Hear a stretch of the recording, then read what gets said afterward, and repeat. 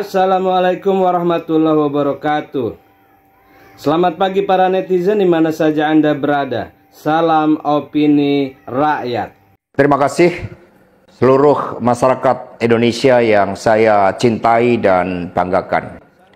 Cerita ini diawali pada tanggal 7 Mei 2024 ketika saya menghadiri pidato pemilu dan jalan kebudayaan yang disampaikan oleh Prof. Sulistyowati di UI. Di situ saya bertemu dengan Bapak Novel Baswedan, Pak Rocky Gerung, dan tokoh-tokoh civil society lainnya.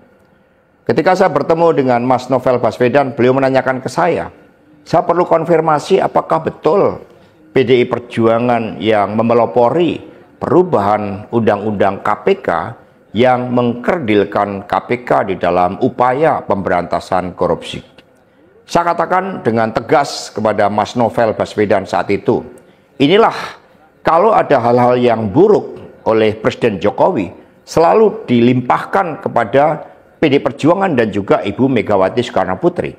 Tetapi ketika ada hal-hal yang positif selalu diambil oleh Presiden Jokowi tanpa menyisakan benefit bagi kepentingan PDI Perjuangan. Mengapa saya katakan seperti itu? Revisi Undang-Undang KPK termasuk kabar buruk yang disampaikan bahwa itu adalah ulah PDI Perjuangan.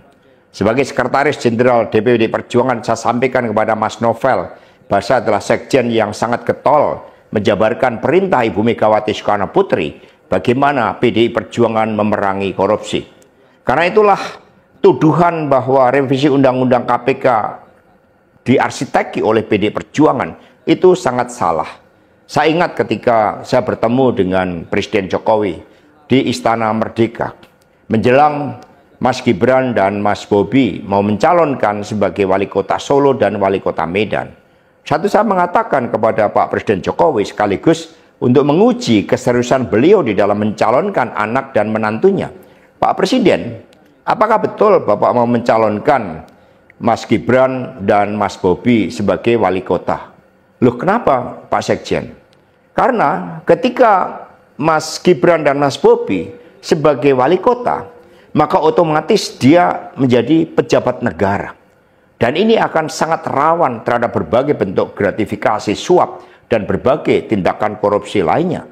Presiden Jokowi sempat termenung saat itu. Dan kemudian dari situlah saya merasakan bahwa pertanyaan saya ini sangat mengusik perhatian dari beliau. Karena saya tegaskan bahwa ketika Mas Gibran dan Mas Bobi menjadi wali kota, maka dengan mudah akan terkena operasi tangkap tangan dari KPK dan juga aparat penegak hukum yang lain.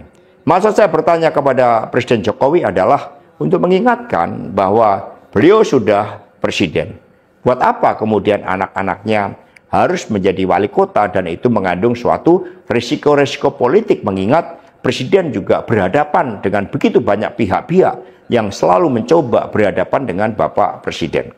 Tetapi beberapa saat kemudian saya menerima salah seorang menteri dan beliau mengatakan kepada saya bahwa sudah mendapatkan arahan dari Presiden Jokowi untuk melakukan revisi Undang-Undang KPK. Saat itu dijelaskan berbagai pasal-pasal penting, misalnya bahwa pimpinan KPK tidak otomatis bertindak sebagai penyidik.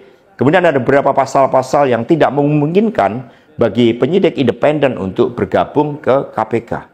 Berbagai revisi-revisi itu, karena ini adalah perintah dari Presiden, maka ya saya sarankan untuk bertemu dengan seluruh jajaran fraksi di DPR RI dan coba menggalang atas perintah dari Presiden. Nah, saat itu Pak Menteri yang menjadi kepercayaan dari Pak Jokowi ini menyampaikan bahwa kira-kira akan diperlukan dana sebesar 3 juta US dollar untuk menggolkan revisi Undang-Undang KPK. Dan mengapa berjalan mulus? Karena Presiden Jokowi punya kepentingan untuk melindungi Mas Gibran dan Mas Bobi.